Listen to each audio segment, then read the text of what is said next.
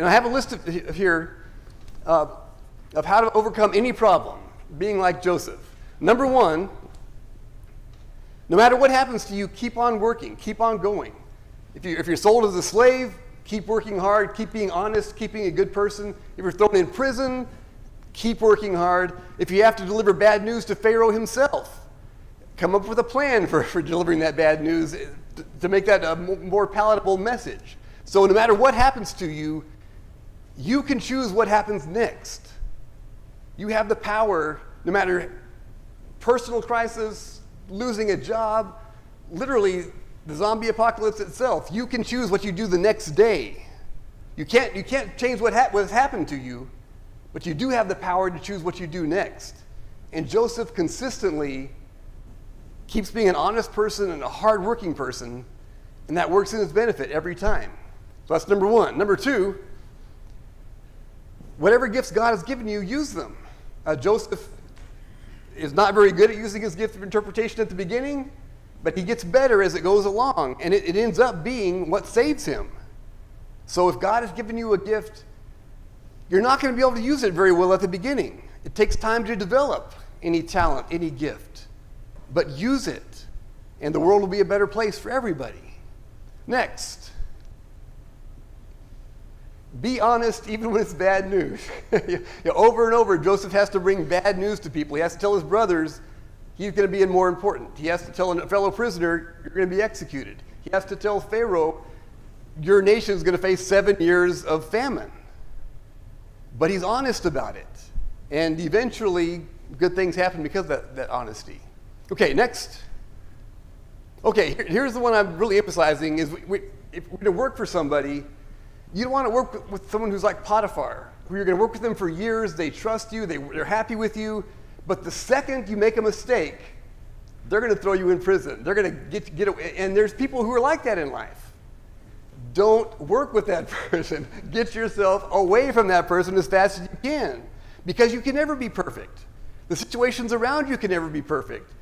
If that person's going to betray you at the first mistake, it's going to happen sometime. You don't know when it's going to happen, but it's going to happen. Instead, look for someone who's more like the Pharaoh in this story, who, when you say there's bad things happening that are coming, but we can work through it, who's willing to say, okay, let's work through it. There's a problem that we've identified. Let's do the hard work of planning and envisioning a new future and implementing that plan before the bad part happens. That's a much better person to work with than someone who's just going to say, you made a mistake, you're gone.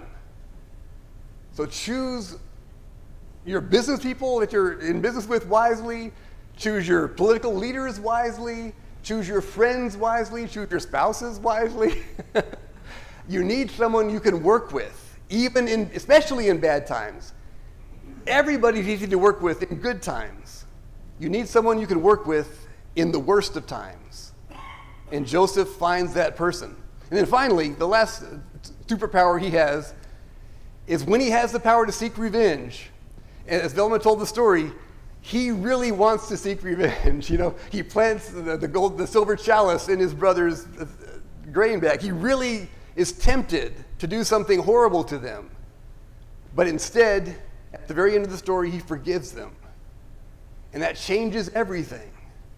And this in the Bible, it's not a surprising end to the story. You kind of expect that in the Bible.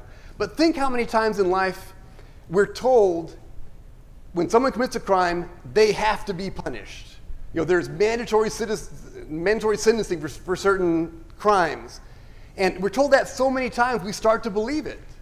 That you make a mistake, you pay the price for it. Don't do the crime if you can't do the time. If you remember back in the 1960s, that was a good song. But Joseph says no. Sometimes, even though these guys probably deserve being punished, sometimes it's better to just jump to the reconciliation immediately. Restore the family. Save the people from famine. Do the good thing.